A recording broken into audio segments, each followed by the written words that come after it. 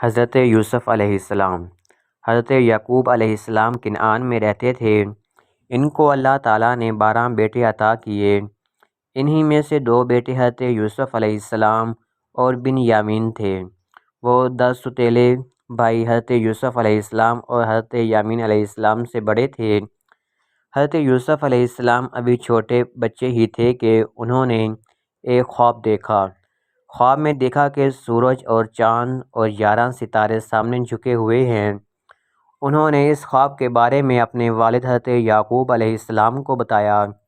حضرت یعقوب علیہ السلام ننھے حضرت یوسف علیہ السلام سے بہت محبت کرتے تھے۔ انہوں نے خواب کا مطلب بتایا۔ انہوں نے کہا، اے یوسف علیہ السلام، آپ کو بڑے ہو کر اعلیٰ رتبہ ملے گا، اور خواب کے بارے میں اپنے بھائیوں کو نہ بتائیں۔ حاسد بھائیوں نے حضرت یوسف علیہ السلام کے خلاف سازش کی۔ انہوں نے بہانہ بنا کر حضرت یوسف علیہ السلام کو لے جانے کی اجازت لے لی اور ان کو دور لے گئے۔ پھر ان کا کرتا اتار کے انہیں اندھے کنویں میں ڈال دیا۔ ان کا خیال تھا کہ ننھے حضرت یوسف علیہ السلام کو کوئی دور کا مسافر اٹھا لے جائے گا۔ انہوں نے ننھے یوسف علیہ السلام کے کرتے پر بھیڑیے کا خون لگا دیا اور اپنے والد حضرت یعقوب علیہ السلام کو وہ کرتا دکھایا۔ کہنے لگے، حضرت یوسف علیہ السلام کو بھیڑیا کھا گیا ہے۔ کرتا پھٹا ہوا نہیں تھا۔ حضرت یعقوب علیہ السلام کو اپنے بیٹوں کی چال بازی سمجھ گئے۔ بیٹے کی جدائی میں رو رو کر ان کی بینائی چلی گئی۔ ایک قافلہ جو مصر جا رہا تھا وہ کنویں کے پاس رک گیا اور ڈول کنویں میں ڈالا تو ننھے حضرت یوسف علیہ السلام اس ڈول میں چڑھ گئے۔ جب ڈول اوپر آیا تو خوبصورت بچے کو اس میں دیکھ کر حیران رہ گیا۔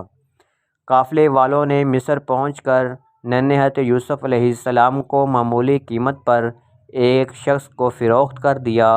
وہ شخص عزیز مصر تھا۔ اس نے ننھے حضرت یوسف علیہ السلام کو خوب عزت سے اپنے محل میں رکھا۔ اللہ تعالیٰ نے حسن اور ذہانت دونوں ہی سے آپ علیہ السلام کو نوازا، اور جب وہ پختگی کی عمر تک پہنچے تو اللہ تعالیٰ نے انہیں اپنا نبی چن لیا۔ عزیز مصر کی بیوی زلیخا جھوٹی اور دھوکے باز تھی۔ ایک دن اس نے حسین حضرت یوسف علیہ السلام کے کردار پر جھوٹا الزام لگا کر حضرت یوسف علیہ السلام کو جیل میں قید کروایا۔ وہ قید میں اللہ تعالیٰ کے حکم سے لوگوں کو خوابوں کی تعبیریں بتلانے لگے۔ ایک بار 2 قیدیوں نے اپنے خواب سنائے۔ حضرت یوسف علیہ السلام نے ایک قیدی کو بتایا کہ تمہیں موت کی سزا ملے گی، اور دوسرے قیدی کو بتایا کہ تم رہا ہو کے دوبارہ بادشاہ کی نوکری کرو گے۔ جب وہ رہا ہوا تو انہوں نے اسے تاکید کی کہ وہ بادشاہ سے ان کا ذکر کرے۔ شیطان نے یہ بات اس کو بھلا دی اور حضرت یوسف علیہ السلام جیل میں ہی رہے۔ ایک رات مصر کے بادشاہ نے ایک عجیب سا خواب دیکھا۔ اس خواب کی تعبیر کوئی نہ دے سکا۔ بادشاہ پریشان ہو گیا۔ تب اس قیدی نے بادشاہ کو حضرت یوسف علیہ السلام کے بارے میں بتایا۔ بادشاہ نے خواب دیکھا تھا کہ 7 گائیں موٹی ہیں اور 7 دبلی، اور 7 دبلی گائیں 7 موٹی گائیں کو کھا گئیں۔ حضرت یوسف علیہ السلام نے بادشاہ کے خواب کی تعبیر بتائی کہ 7 سال تک زرخیزی اور خوشحالی رہے گی، پھر 7 سال تک قحط رہے گا۔ اس آدمی نے تعبیر بادشاہ کو جا سنائی۔ بادشاہ نے حضرت یوسف علیہ السلام کو بلانے بھیجا۔ حضرت یوسف علیہ السلام نے جواب دیا کہ پہلے مجھ پر لگے ہوئے الزام کا فیصلہ کریں۔ بادشاہ نے اچھی طرح چھان بین کی تو سمجھ گیا کہ وہ الزام جھوٹا تھا۔ اس نے ان کو باعزت بری کر کے مصر کا وزیر بنا دیا۔ وہ غلہ ذخیرہ کرنے لگے، وہ لوگوں کو اناج دینے لگے، لوگ دور دور سے آنے لگے۔ ایک دن ان کے سوتیلے بھائی آئے۔ حضرت یوسف علیہ السلام نے انہیں پہچان لیا، لیکن وہ ان کو نہ پہچان سکے۔ حاسد بھائیوں نے کہا کہ ہمارے چھوٹے بھائی بنیامین کا حصہ بھی دیں۔